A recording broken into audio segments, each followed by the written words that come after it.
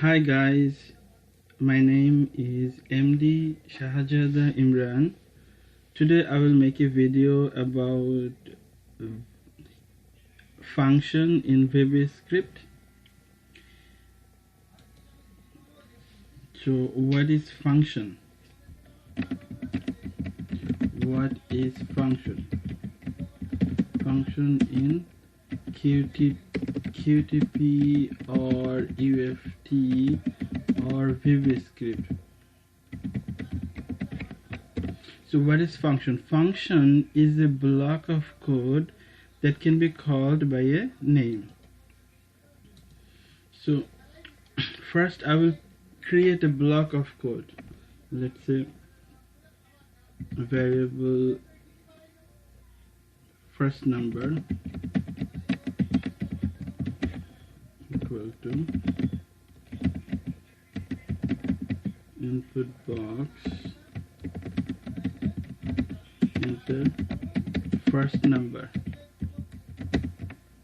I am creating the block of code.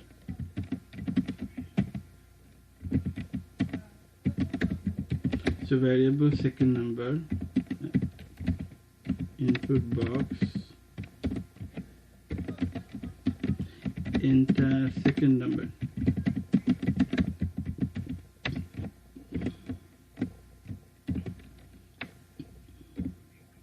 And variable total number, variable total number equal to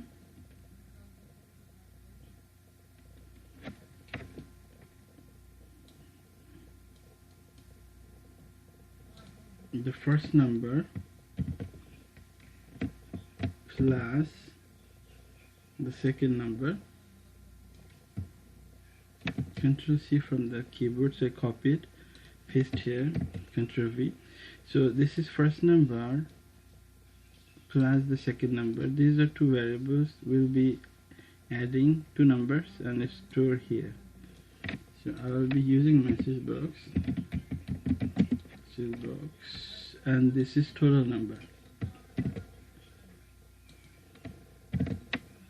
Now if I run, see in this block there are 4 lines, line 1, line 2, line 3, line 4. There are 4 lines. In a block there could have one line, there could have many lines, like 100, thousands.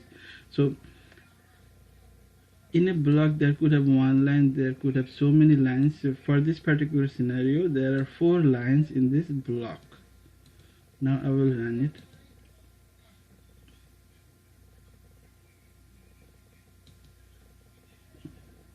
I ran it. So this first line got executed. It is asking for enter first number. I will put number 10 and I will click on OK. It is asking second number. I will put 20 and I will click on OK. In the message box it says 10 concatenated 20. OK. I will click on OK. So message box displays the concatenated number. So since the number I have entered in the input box, that is integer number, so I will convert this one to cint. I will convert it to integer from string. And I will convert this one also cint from string. So I have converted the data type from string to integer. Now if I run it, I see enter first number is 10, click on OK. Second number is 20, click on OK. The total came 30, click on OK. So I just created a block of code. The reason to create this block, so that I can call it multiple times. So it says what is a function in QTP or UFT or VB script. Function is a block of code that can be called by a name. So I will put this inside of a function. I'll put this block inside of a function. Function, let's say total number, function fn, total number, 0 input arguments. I will copy entire code. Actually, I will do the cut Ctrl X from the keyboard, so I cut it, and I will paste here Ctrl V. Now this block of code I can call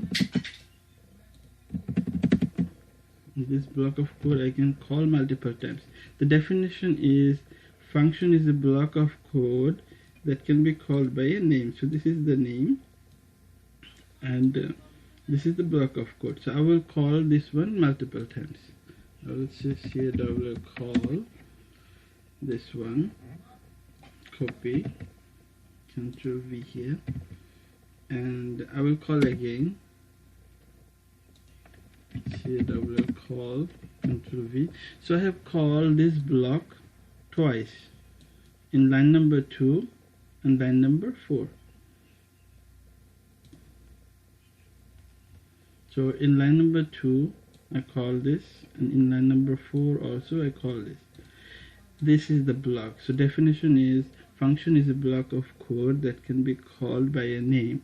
So this is the name, and function has function and end function keywords. So this is function keyword, this is end function keyword, and this is the block of code, and this is the function name. And right now there is 0 input arguments. I haven't put any input arguments here. So function can have function and end function keywords, function name, input arguments, which I didn't show here, and the block of code. So that is the function. Now I will call it. So these 4 lines will be executed twice, because at line number 2 I called once, and line number 4 I called again. So this 4 line will be called twice in line number 2 and line number 4. Let's see.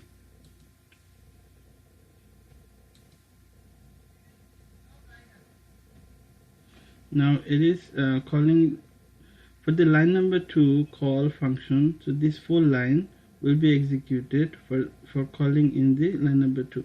So it says enter number, enter first number, I will say 5, click on OK, enter second number, I will say 5 again, click on OK. So it displayed 10. So this 4 line already executed once, because I called this 4 line in line number 2. Now it will re-execute again. So if I click on OK, it's asking for enter number, enter first number. So I will say 6, click on OK. I will say 6, click on OK. So it displayed 12. I will click on OK.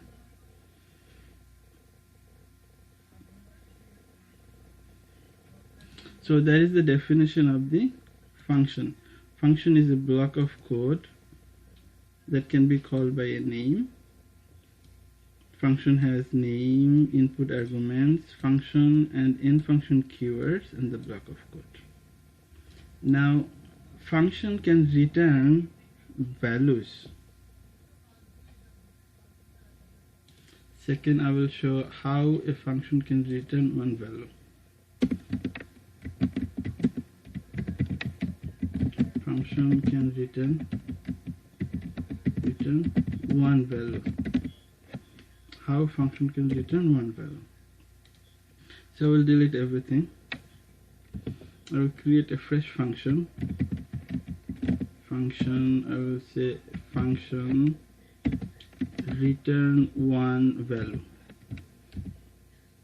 0 input arguments.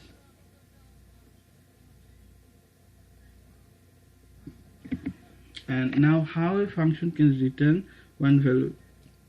If the block of code return one value into the function name. This is the function name. I will say this is the function name, function R. This is the function name. The definition is the block of code should return one value into the function name. So the block of code be here. So fn underscore R equal to, I return one string, my name.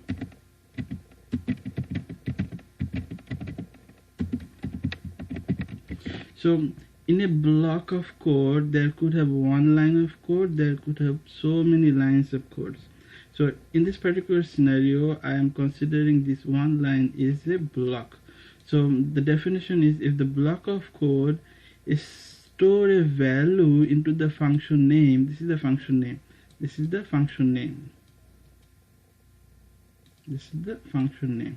If the block of code is store a single value into the function name, then function name will work as a local array because the function name is inside of this function. Now I have to call this function in a systematic way, or creating a return statement. I can pass, so I will say globe function name and global equal to, this is the variable name in the action, so this is a global variable. I will call this function, copy, paste here. So I call this function. So now if I use here in the action level message box, this is the global variable, then I will be able to see this value in the action level. This is action, and this is function. Function has a block of code that passes my name into the function name. This is the function name, this is the function name. So the function name is a local variable. Now I call the function here, and let me run it and see what happens.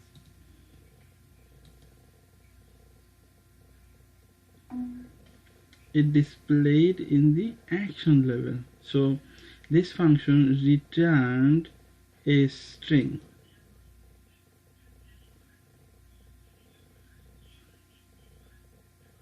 Now that I showed how function can return one value. Now I will show how function can return an array. How function can return an array. How function can return an array. The same process. If the block of code, this is the block, if the block of code assign an array into the function name, then the function name will work as a local array. And making a return statement or calling the function in a systematic way, we can pass the local array to global array. So first I will create an array. Delete this one. First I will create an array. I will say my array equal to array. I am assigning 3 separate values.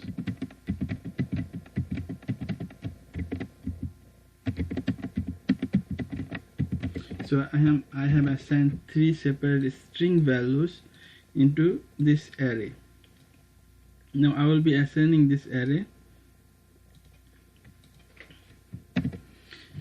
So this is the block of code. I remove these things. So this is the block of code. In this block there are 2 lines. In one line I have created an array, and in the second line I have assigned that array into the function name. So once I assigned the array into the function name becomes a local array to this function. So this function name is, this variable is holding this array. Now I will be calling it and passing to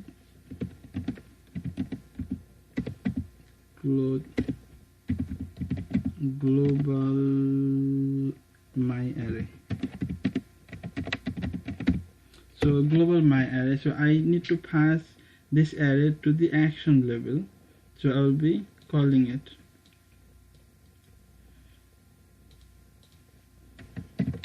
So I have called it. So this becomes an array that will hold the same array. Now I will just use the ubound message box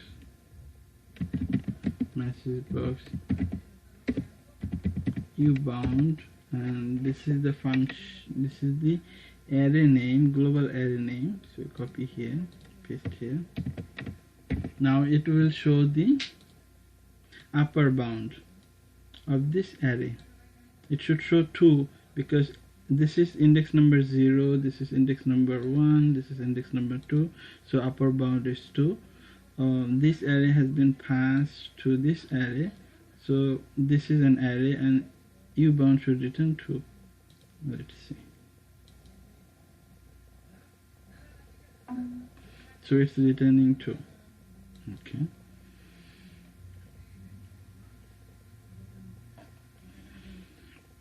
Or maybe I use Mr. Message box, I use in for each loop, for each element in this array, for each element in this array, print element. So in this line, this function is returning an array in this line number 2 and is storing in this variable, and then that array is used in the for loop, and it should display in the output console. So it printed here in the output. If I see output,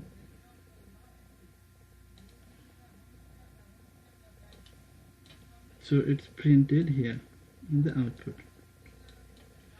Now in this line number 2, this function returned an array. That array was stored in this variable. So now I showed how a function can return an array. Now I will show how a function can return an object. How function can return an object. Function can return an object. So now I will delete this. First I will create an object.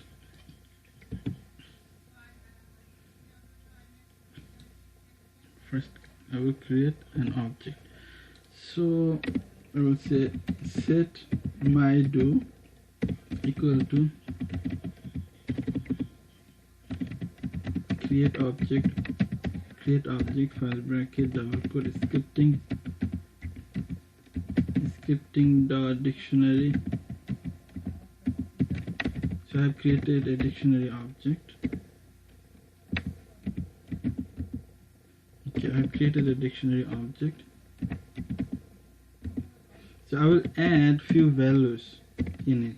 Let's say first name equal to md my2.add, second name, middle name, actually middle name, comma,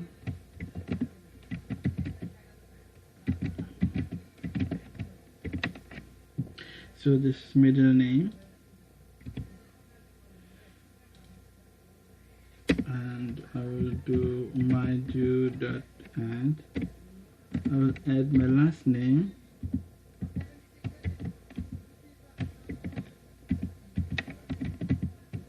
So I have created one object. The name of the object is mydo. This object is a dictionary object, and this object has three key item pairs. This is the key, this is the item. So this object has three pairs. This is one pair, and this is another pair,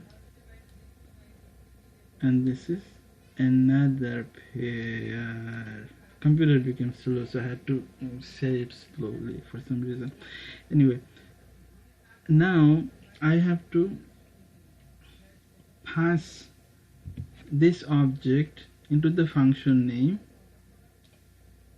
So I will be copying the function object name and paste here. So I have passed it the same way, the way when we return a string or return an array, we pass to the function name, but here is little bit different. That is, we have to use set keyword.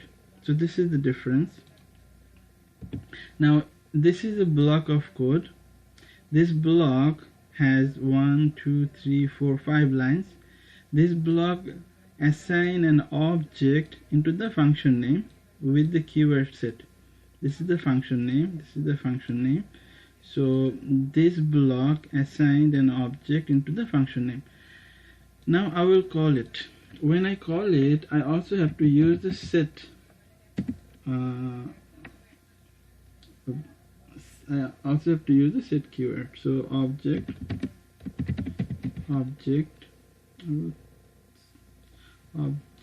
underscore global. So this is global object. I will be calling it.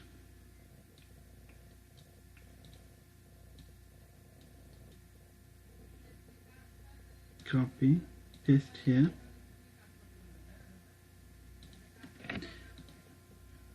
Okay, so this function in this line number 2, this function returned an object. That object is stored in this variable.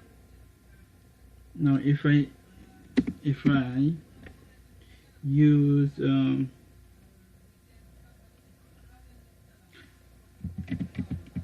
message box, this is the object.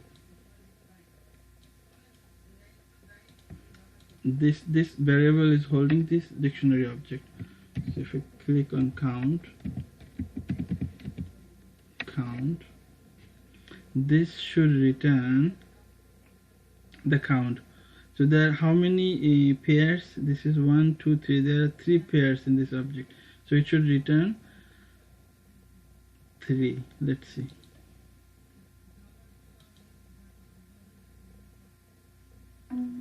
It returned 3. Okay.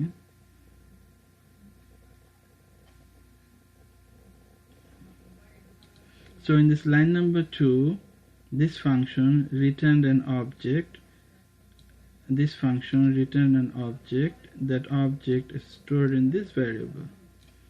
Now I use another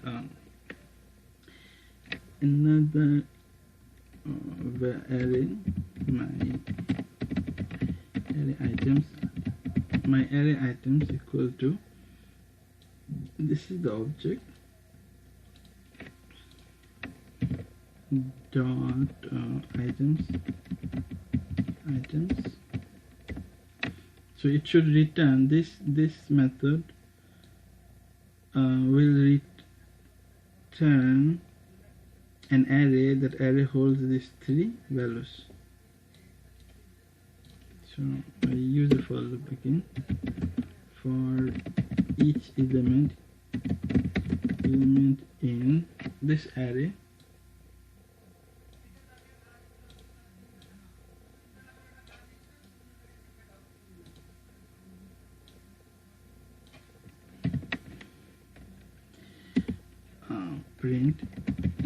Print element.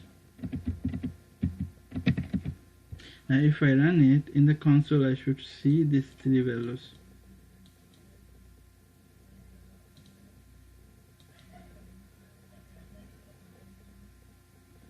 Yes, it did print.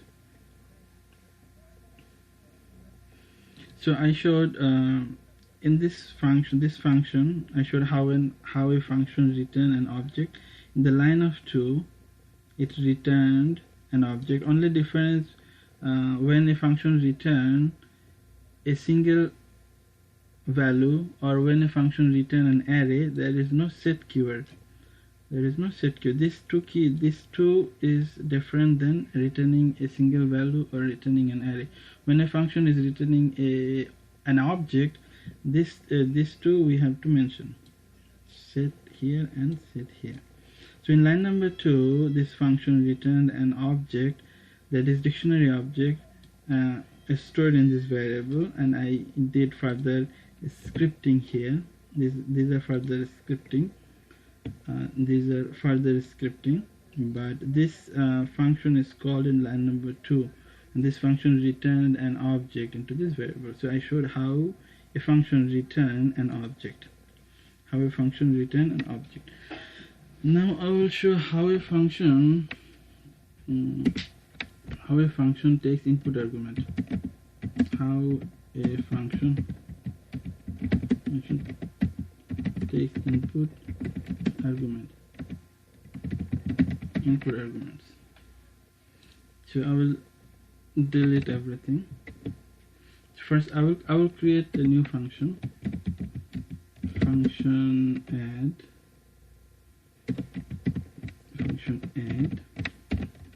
I will say first number, comma, second number. Here fn underscore add equal to first number plus second number.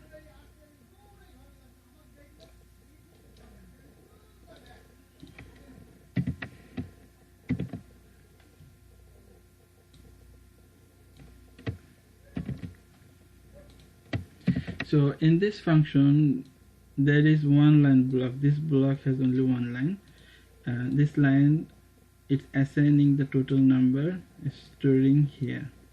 So it says in the first name, second name, and passing in this function name. Now if I will be calling it, so I will say function add global equal to, this is the variable name. I'll be calling it Control C, Control V. Here I will pass value, so I will say 5 integer value, another 5 integer value. Now this function will return the added number and store in this variable. Let me see. Message box and copy paste here. If I call it, it should return, it should display 10 in the message box, line number 3.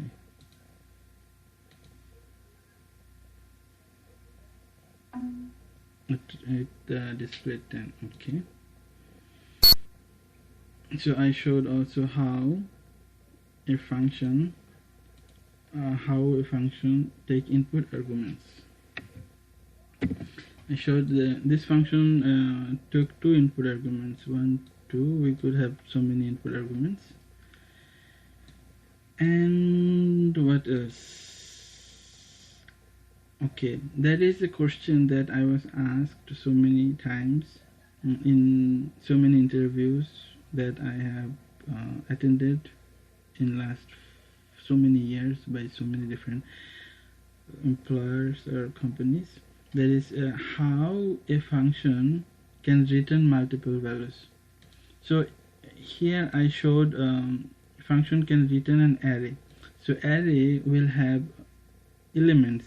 So each element can hold one value. So technically, and if a function returns an array, that function is returning multiple values. That is one way. There is another way, that is if a function return an object and that object has methods and properties. if each method return a value, then that function is technically returning multiple values. That is second way. And the third way is instead of hard-coded value, this 5 is hard-coded value, this 5 also hard-coded value. Instead of hard-coded value, if we pass variable here, then that each variable that we are passing into the function will also return a new value. And what is the difference between function and sub-procedure?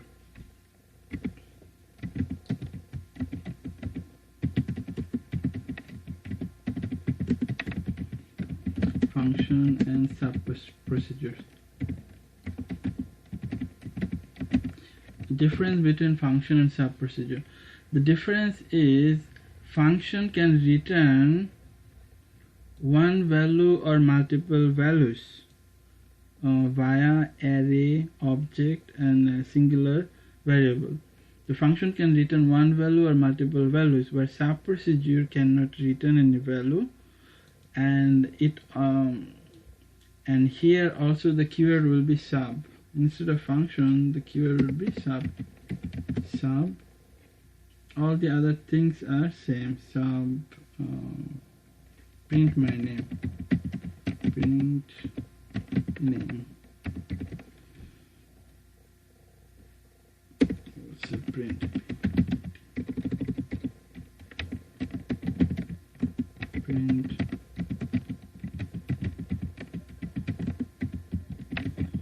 So print my name. Print. Now this function, this is sub procedure. So this sub has to be called. Function and sub both has to be called. This is a block of code, even though there is only one line in this block, but it is actually a block of code. So this sub is calling this block of code. This function is also calling this block of code. Only difference is sub cannot return any value. So if we want to pass this value, this sub will not return anything. It just execute the codes inside of the block. So now I have to call it. I'll be calling here. Call here. So I called here. Delete everything above. Now I will run it. So it should print my name here, or it should execute this line.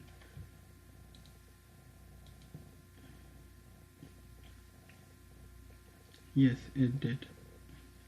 So the answer is, what is the difference between function and sub-procedure? Function can return one value or multiple values. Function can return an object also, depending on how I create the function and how I call it. But a sub-procedure will never ever return any type of values. It will not return a singular value, it will not return an array, it will not return an object, it will not return anything. And the keyword function, we use function and in function. For function we use function and in function keywords. For sub-procedure we use sub and in sub keywords. So there are two differences. One is the keyword difference, other one is the return availability difference. So that's all we need to know about a function in UFT or QTP or VB scripting. And function that we can call, there are a couple of ways we can call. How many ways we can call a function, that I will show. I'll create the function again quickly. Function add first number and second number, and add equal to fn plus second second number. So this is a block of code that is assigning the total number into the function name. So I'll be calling this function two different way. One is using call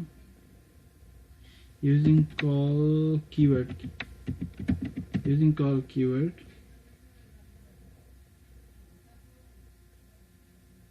instead of returning I will say message box message box. So I will be calling two ways. One is using call, call, and this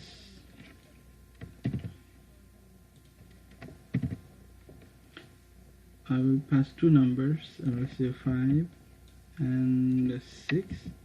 So it should display 11 for the line number 3 in the message box. 11, okay.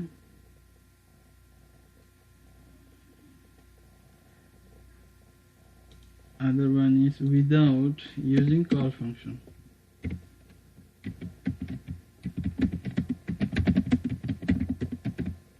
Call keyword.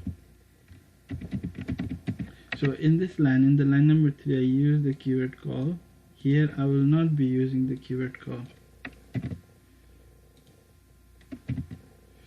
When I do not use the keyword call, I cannot use brackets.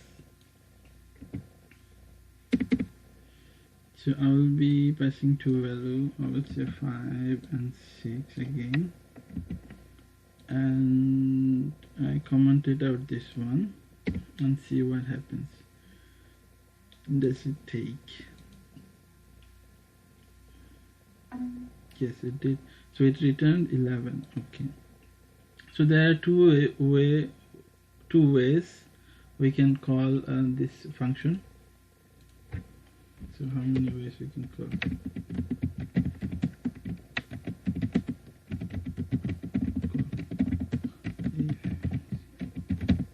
Functions. So I have showed so many, all the things that we need to know in terms of a function in QTP or UFT or VB scripting. QTP means quick test professional, UFT means unified functional testing. These are automation tools that can be used to automate web-based and Windows applications. So thank you guys for watching, and what I would say, bye bye.